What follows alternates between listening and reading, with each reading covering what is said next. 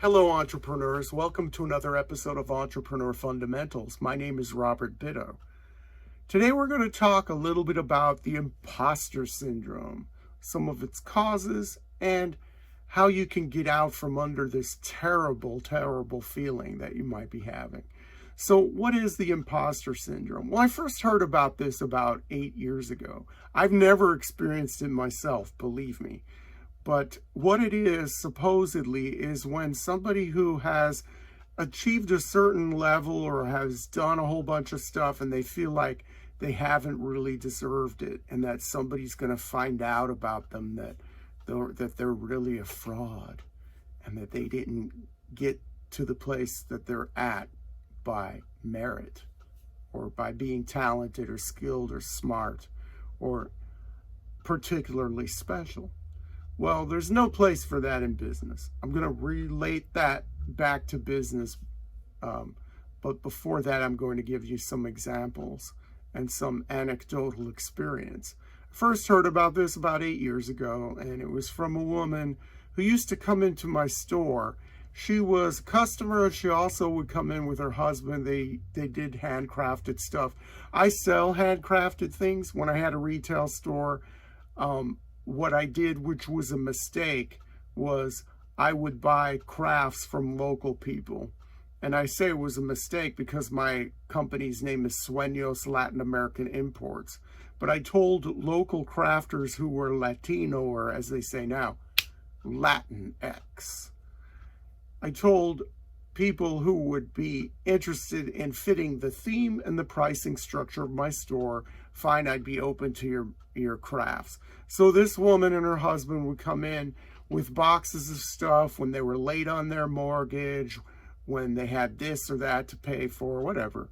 And so this woman had a job at the newspaper as a columnist, so she was a writer, and she was writing books at the time. And I think she's now up to well over a dozen books published by major publishing houses.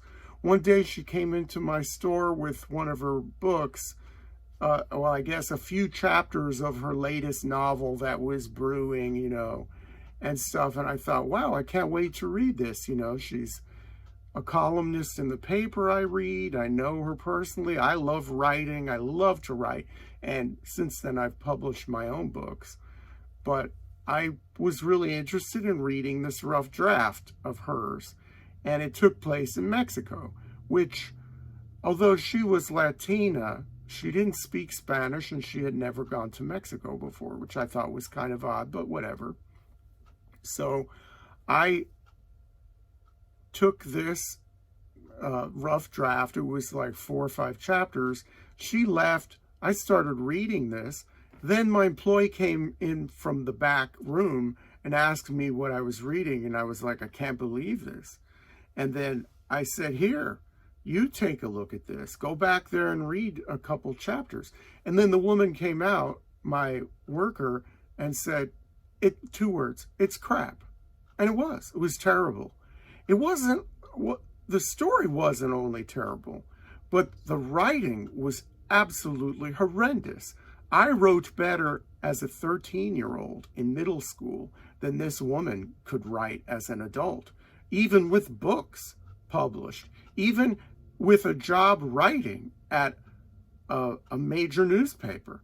It was amazing to me. I couldn't understand it. And then I started putting the pieces together. Well, she's heavily edited. Now, why is she heavily edited? She's heavily edited to compensate for her horrible writing. And why do they want her there? They want her there because they want to be inclusive and they want to show that they're embracing equity and diversity and all this other stuff. So she gets a team of editors at a major publishing house that gets her these books published. And I can't imagine getting the book back or reading the final copy and seeing that it was nothing like what you submitted. I mean, what would that make you feel like? And I'm not talking like the horrendous English. I'm not talking split infinitives and maybe a comma wrong here. I'm talking about subject-verb agreement, run-on sentences, I mean, basic stuff that you would have taken care of before you got to high school. I mean, it was absolutely terrible. But so this woman who is supposedly representing a culture, she's never been to Mexico, she doesn't speak Spanish, she uses the Sacred Heart of Jesus, a flaming heart, as one of her logos, and she doesn't even know what that is. She thinks it means the passion of an artist. No, that's not what it is. So this woman is pretty much clueless, and then she goes on talking about imposter syndrome, feeling like she's an imposter. Well, you know, the imposter syndrome comes from somewhere. I think, you know, you go online and you listen to these psychologists and stuff talk about it, and they say the imposter syndrome comes from people's feelings of insecurity. Maybe they're perfectionists. This woman wasn't a perfectionist. Other familial issues that went on when they were children and all this stuff. They're not addressing the real issue, these psychologists and these experts, in my little cursory investigation that I made just a few minutes before starting this recording. What the imposter syndrome is I believe it's the subconscious telling the conscious, hey, you are a fraud, you know? So when this woman gets her book back all published from a nice New York publishing house and reads it and realizes, hey, this isn't even anything like what I submitted, what does that do to her? Somewhere in the recesses of her mind, she knows that she really didn't write that book. And that goes for all this other stuff when she's called out for not knowing who Jesus Malverde is, who the Virgin of Guadalupe is. One time, I remember seeing her at a craft fair. Someone asked her what is Dia de los Muertos or Dia de Muertos. And she said, oh, it's the Mexican Halloween. She's clueless. And it registers deep in her subconscious and also in the subconscious of everybody else who feels like they're suffering from this imposter syndrome. And so the subconscious knows what's up. It bubbles up. And these psychologists, they say, well, the cure to the imposter syndrome is to realize that you are good enough, you're smart enough. It's like Stuart Smalley from the old Saturday Night Live skits. You're good enough, smart enough, and people love me. Well, no. The cure to the imposter syndrome is not some syrupy little overlay and affirmations and convincing yourself. No. The cure to the imposter syndrome is to ditch the delusions. Okay, like in this woman's case, hey, learn Spanish. Become more of an expert in the culture that you represent. Go to Mexico once in a while.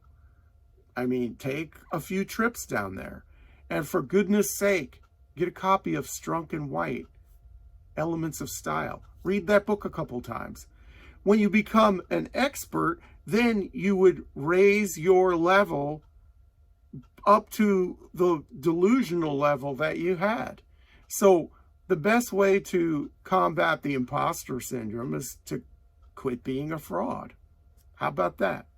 Well, the imposter syndrome came up again on Facebook from another customer who is an English associate professor at a community college in Phoenix. And she mentioned the imposter syndrome and gave a syrupy, sing-songy cure for it. And I said, nah, that's not what it is. And I laid out what I just described to you here, that the people that I've seen who've had the imposter syndrome have been imposters. I mean, and there's no getting around it. They've been frauds. So, and then they internalize it and feel insecure or whatever. But I laid it all out for this woman, and boom, boom, boom. And I guess I hit a little bit too close to home for her, because guess what? I went back to see if there were any comments to my very lengthy, very well-written, very concise description of what I thought was going on. And not only were there no comments, she deleted my long comment and she deleted me from her friends list. Well, like I said, it hit a little bit too close to home. Instead of trying to refute what I said logically, and maybe instead of using a little introspection, which these imposter syndrome people never use, using a little introspection and saying, wait, this applies to me in what way? And how can I fix it? Now, this woman who I posted the thing on her wall, she always comes out with these fitness videos, and she had mentioned that the imposter syndrome came up in her fitness class. Well, this woman is like 50 pounds overweight, and she does these little videos of her doing exercises and stuff to try to what? Prove to her that she's fit or something? I mean, there we have a disconnect. Deep down, she knows she can barely squeeze into those yoga pants and there's something wrong. But she's putting this front out there that she's Miss Fitness, and she's not. And she knows deep down that that's not true. So in her case, drop the weight, eat healthy, whatever, and make sure that image is here, and then you rise up to it. So that's the cure to the imposter syndrome. If you have that, you're feeling that way in business, then it's like the doomer episode that I had the other day, a few episodes back.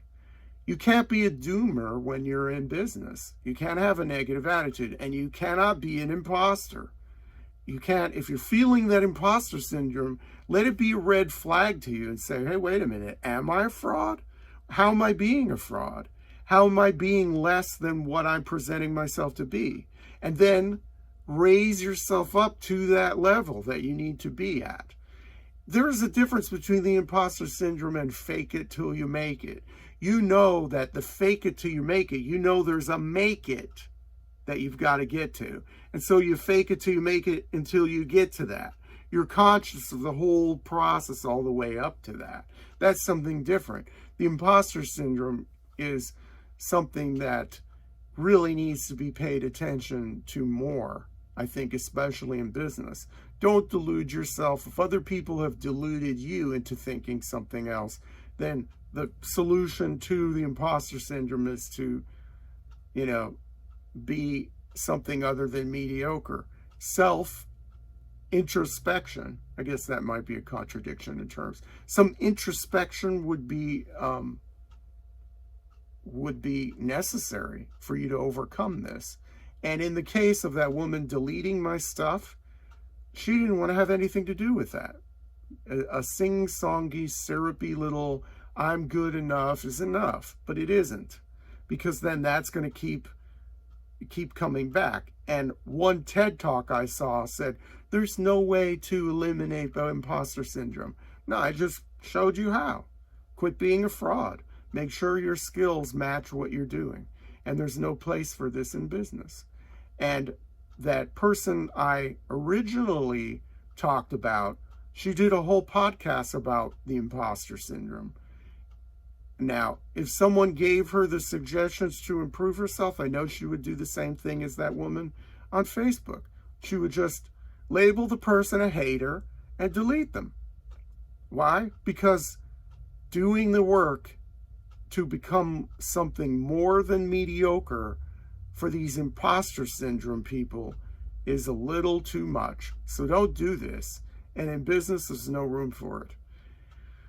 That's about all I have to say on this subject. Like I said, I've never felt this way myself. It took me a little while to understand this, but I figured out what was going on when I saw the commonalities in the people who say that they're experiencing this sort of thing. But anyway, until next time, remember to always work hard, and may all your entrepreneurial dreams come true.